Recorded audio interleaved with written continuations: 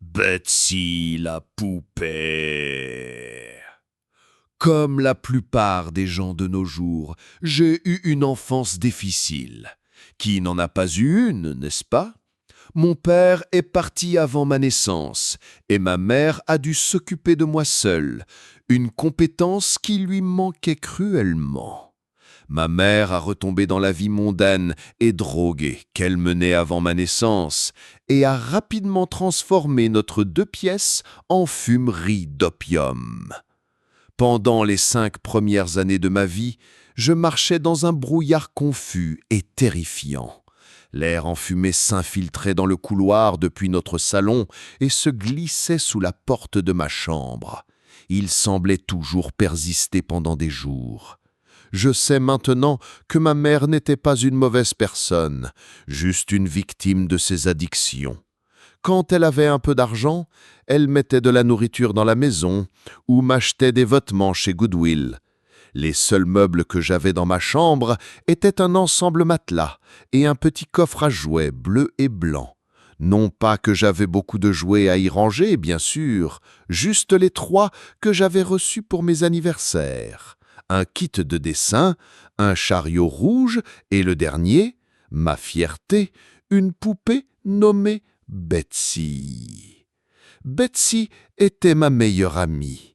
On prenait des goûters imaginaires ensemble, on dormait ensemble et on prenait même des bains ensemble. Parfois, je me souviens même de sa voix. Quand je repensais à mes conversations avec la poupée à l'âge adulte, je me suis rendu compte que je souffrais probablement de délire, à cause des mégots de fumée toujours présents qui envahissaient les couloirs miteux et les chambres pleines de courants d'air de notre petit appartement. Pourtant, je me souviens du son de sa voix, une mélodie agréable et pétillante, presque toujours accompagnée d'un rire rauque.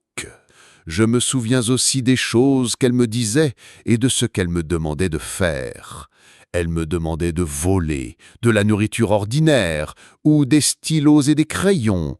Elle voulait que je lui apporte des fourchettes et des couteaux et que je frappe le méchant qui dormait sur notre canapé. C'était toujours quelque chose et j'avais toujours des ennuis.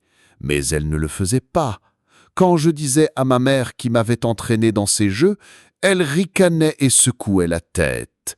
Elle ne me croyait jamais. Les adultes ne le croient jamais. Vers mes 6 ans, j'ai invité ma mère à une fête d'anniversaire. Je voulais inviter les filles méchantes de l'école et leur servir du gâteau et de la glace pour qu'elles m'apprécient.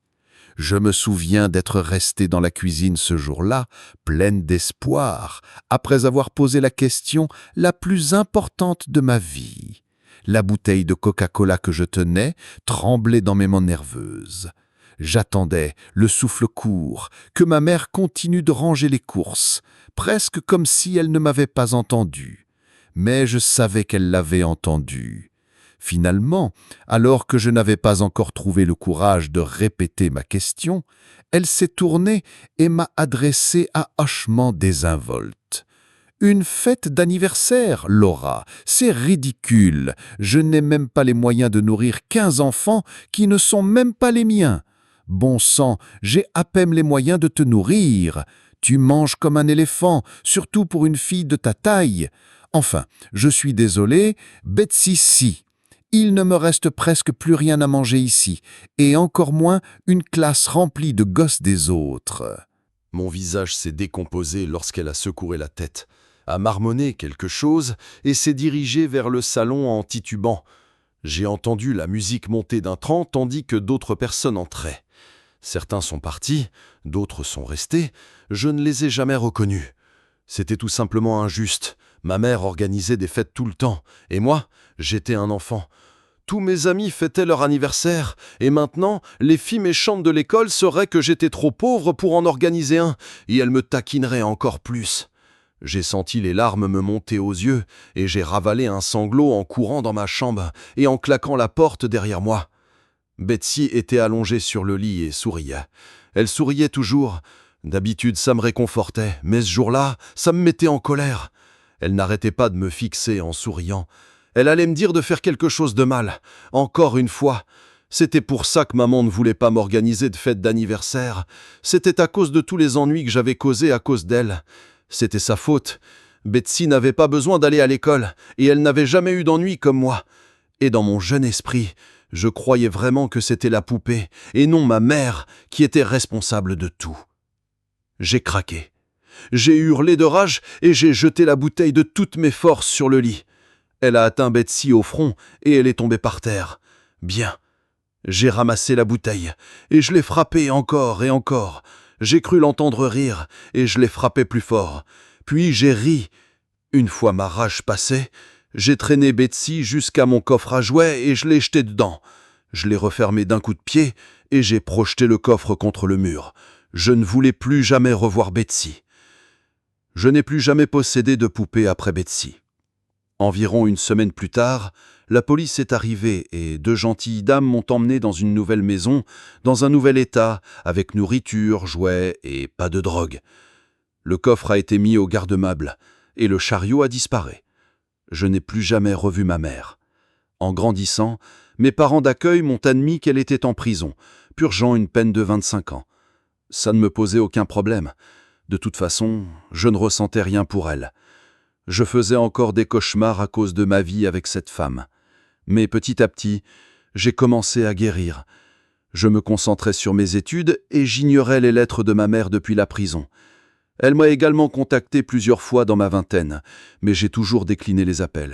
Jusqu'à ce matin. J'ai 30 ans maintenant, mes propres enfants et un mari aimant et honnête.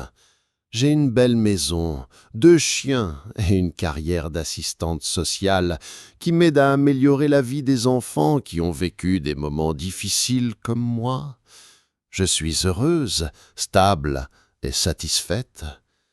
Alors, quand j'ai reçu un message vocal de ma mère m'informant qu'elle avait été libérée sur parole et qu'elle souhaitait s'exprimer, j'ai décidé de la laisser parler.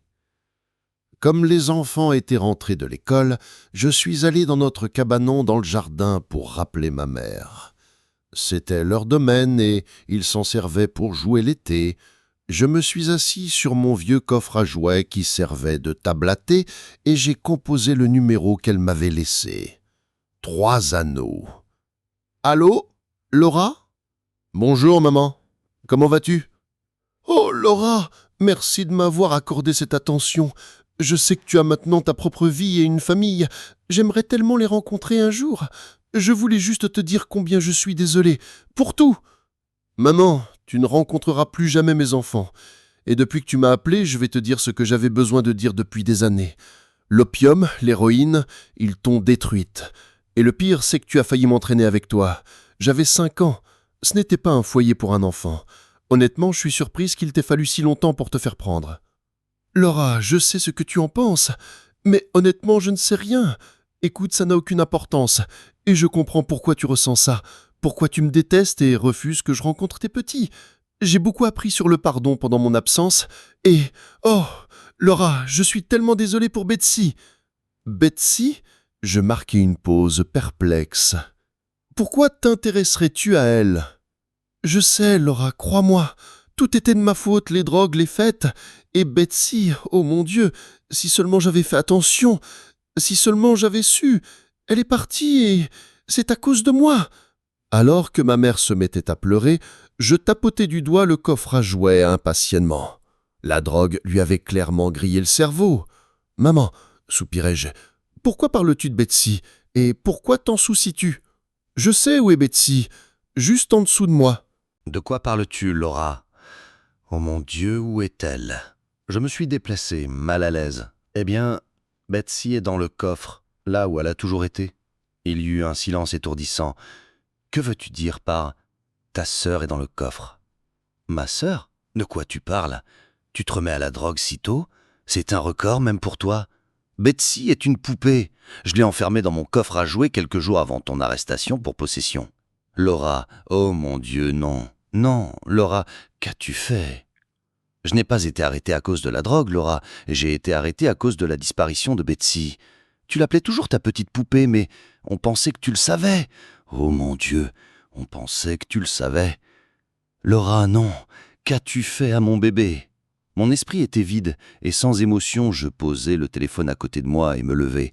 J'entendais le son étouffé des cris d'angoisse de ma mère et sentais l'étau sombre de la possibilité dans ma propre poitrine. Des souvenirs remuaient au fond de mon esprit, menaçant de déferler sur ma conscience. Ils poussaient une porte de mon esprit, si hermétiquement verrouillée depuis si longtemps que j'en avais oublié l'existence. Était-ce vraiment possible ? Le traumatisme et l'opium m'avaient-ils amené à croire qu'une petite fille était en réalité une poupée, quémandant de la nourriture et des couverts, me demandant de la protéger du méchant ? Non. Je me retournai lentement et baissai les yeux vers la table improvisée pour le thé. Elle était trop petite. On n'y aurait pas pu faire tenir une personne. Impossible. Alors qu'était-il d'une enfant minuscule, affamée et émaciée ? Et elle ? Il pourrait-elle tenir ? Un enquêteur se donnerait la peine de chercher quelqu'un dans ce coffre. Je savais que non. C'était tout simplement trop petit. Et j'étais sûr que nous avions ouvert le coffre à jouets au fil des années, non ? Ou bien quelque chose errant dans les recoins obscurs de ma mémoire m'en avait-il toujours empêché ? Je ne me souvenais pas l'avoir jamais ouvert. Je m'agenouillai et ouvris les fermoirs. Mieux valait ne pas regarder. Après tout ce que j'avais surmonté, cette nouvelle vie que je m'étais forgée, tout cela pouvait être détruit en ouvrant ce coffre à jouets.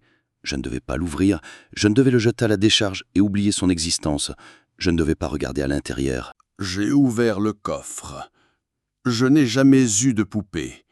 Ma mère n'a jamais eu les moyens de m'en acheter une. Je n'ai jamais eu de chariot non plus d'ailleurs. Mais j'avais un coffre à jouets. Un joli coffre, bleu et blanc. Et à 5 ans, j'ai battu ma petite sœur à mort et je l'ai mise dedans. Abonnez-vous à ma chaîne. Voici plus d'histoires intéressantes.